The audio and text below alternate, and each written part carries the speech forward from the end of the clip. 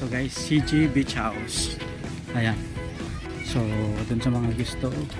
Sir, magandang araw po. Ayan. Ano pong pangalan nyo, boss?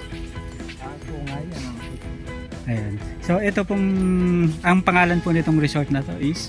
CG Beach po. CG Beach.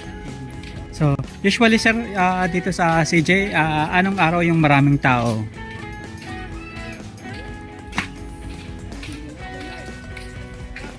Kasi off-season na po, no? Medyo... Pero maganda po, no? Ito. Talagang hinaharangan po siya, no? Pero, para hindi po, ano? Pero maganda, no?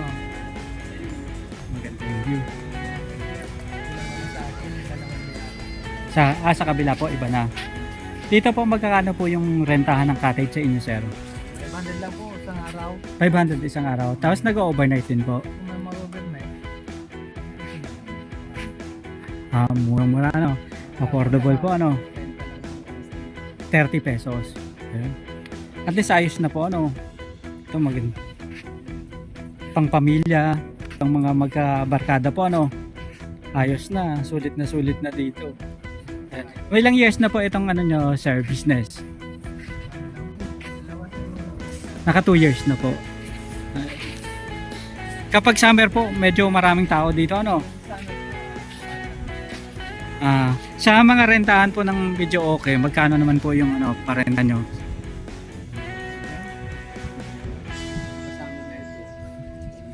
Kasama yung cottage. 1.5. Ayun, sulit po, ano?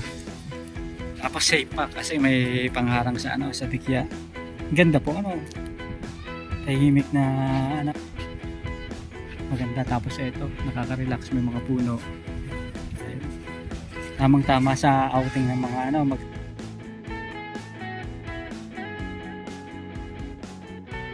tingnan, sir.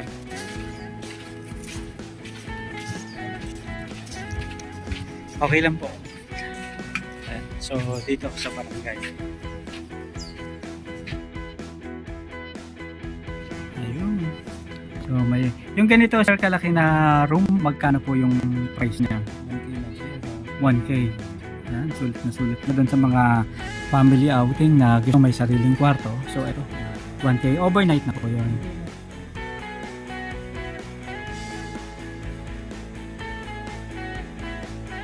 Yung kumbaga kapag gusto nilang mag-relax talaga po, ano, mga weekend, so ito talaga. Kamusta naman po yung pagnenegosyo ng ganitong klase ng business, sir? Okay naman.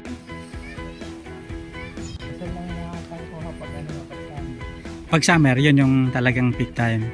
Tapos kapag ganito, bagong yari lang naman ito. etong kubo. Ayan. Apo.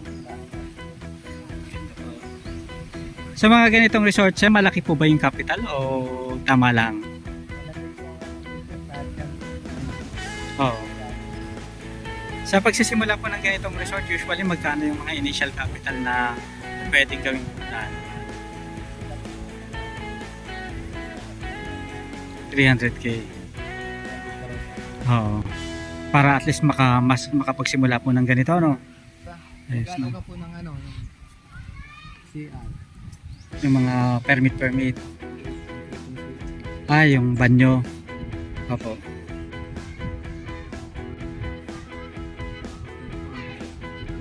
Opo, para may palikuran po, no? Tapos pang banlaw.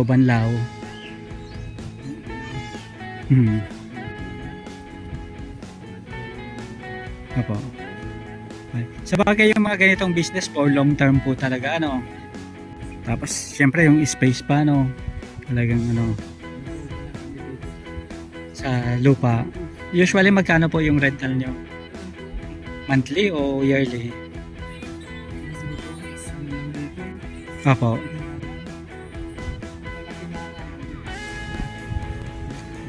Kumbaga nagdagdag ng dagdag. Ayan. Opo. Kumbaga 10% dun sa ano. Depende sa kung kita na yun po, ano. Ayun. Opo. Okay na. At least kapag ganito na medyo mahina, pwede. Oo, donation. Opo. Pero ang maganda niyan kapag summer, yun talaga po yung kasagsagan ano. Kasi kumbaga pasulpot-sulpot.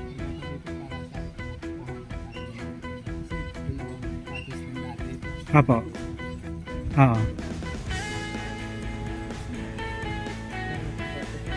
Kumbaga ito na yung ano, yung parang stop house at saka sa may-ari. Ayan. Maganda na rin po, at least nakapagsimula na po kayo ano. Ayan. Ano na lang yung mga bisita na lang na magtuloy-tuloy. Pero dito naman komportable ano. Galing dun sa mismong bayan, papunta dito. Talagang napakalapit lang. Kung gusto po nila ng affordable talaga no, pangmasa, dito na. At least parehas lang ng ano, ng view. Sulit na rin po. So kapag maulan naman po dito, kumusta naman? Hindi naman siya masyadong ano, hindi naman binabaha o ano. Okay naman po. May putik na hindi talaga sa campingan yun. Apo. May sinana natin. Pero diyan naman halos ayos na ano, halos puro sementado na. Apo. So invite nyo po sila na bumisita dito sa ano nyo, sa resort. Ano pong address nitong resort na? St. David's House po.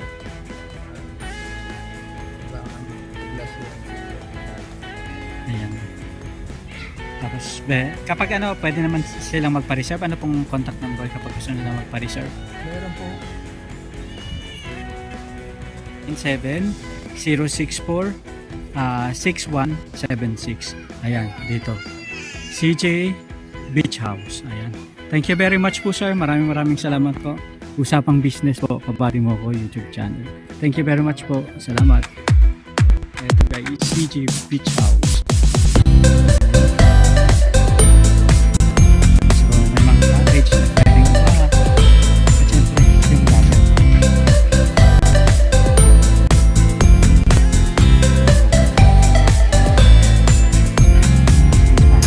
Dun sa kabila, mga bangka. Ayan. At ito, mga resort din doon sa kabila.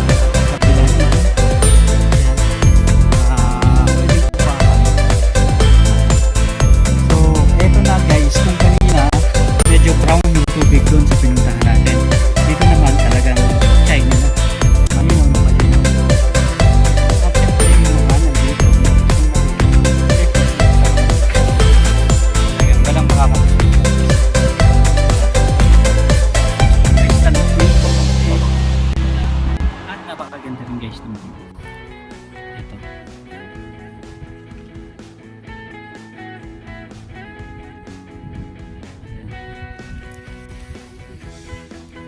Sulit ang pamamasyal dito guys sa Siruma.